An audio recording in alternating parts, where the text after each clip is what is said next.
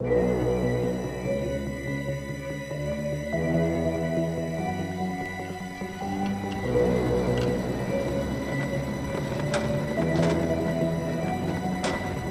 pego skate pra fazer um rolezinho, eu me sinto bem melhor. Com a minha família, os irmãozinhos, eu fico bem melhor. Mesmo escrevendo sozinho, eu me sinto só, tipo, me vejo ótimo, como um kick-top. Pego skate pra fazer um rolezinho, eu me sinto bem melhor.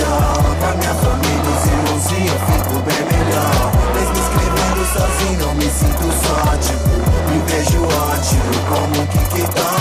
Eu tenho que levar mais sério, andava todo dia sem medo, mistério, sonhava. Se jogava no campeonato, ei, tinha vez que até colava chapado. Pior que na mão, o resultado era legal, seu estilo de skate era sobrenatural. Voava na rampa, seu switch era pampa, ao mesmo tempo muito natural. Era 20 flip no quintal, hoje é de cake no overall. Tá tipo capa da banca, vagaba de chão, a patroa que te engana e paga mal.